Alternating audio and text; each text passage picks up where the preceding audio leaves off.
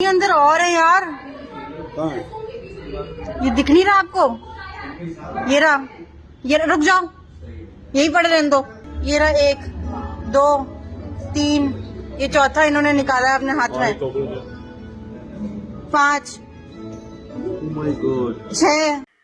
आपण माने एही भिडियोटी को देखिले जानी परिबे जे एही दोषारे गोटिए नुहे कि दुईटी नुहे 8टी असरपा रहिछि।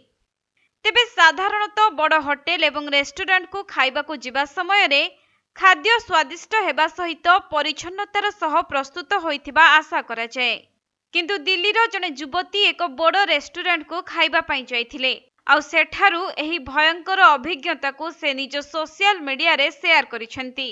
सेथिरे तांको दोषारु गोटिए नुहे कि दुईटी नुहे बरं 8टी असरपा बाहरिथिबा प्रकाश करिसेंती। तेबे इंस्टाग्राम रे पोस्ट होइथिबा वीडियो अनुसार ईशानी नामनी युवती जनक चलित मास 7 तारिख रे निजर जने बंधुंक सहित दिल्लीर एक लोकप्रिय रेस्टोरेंट को जाइथिले। कन्नॉट प्लेस रे थिबा सही रेस्टोरेंट रो नाम हेउछि माड्रास कॉफी हाउस। तेबे ईशानी निरामिषासी होइथिबारु सेठारे दुईटी साधा दोसा लागि बराद देइथिले आउ सेथिरु टिके खाइबा परे दोसारे कला कला चिन्ह देखिबाकू पाइथिले। तेणु भल भावरे देखिबा परे से चिन्ह सबु असरपा बोली जना पड़िथिला आउ दोसारु गोटिए कि दुईटी नुहे 8टी मोला असरपा बाहरिला। एहा परे निज बंधुंकु से तुरंत तार वीडियो रेकॉर्ड करबाकू कहिथिले। तेबे सेमाने वीडियो करुथबा बेले रेस्टोरेंट रो कर्मचारी माने सेमानकू बाधा मध्य देइथिले। एपरिकी प्लेट को छड़ाई नेबाकू चेष्टा करिथिले। वीडियो शूट करबा बदल रे रेस्टोरेंट मालिक तांकू क्षतिपूरण देबाकू भी कहिथिले। किंतु ईशानी निज जिद रे अटल रही एही वीडियो को शूट करबा सहित निज सोशल मीडिया रे शेयर करिसेंती।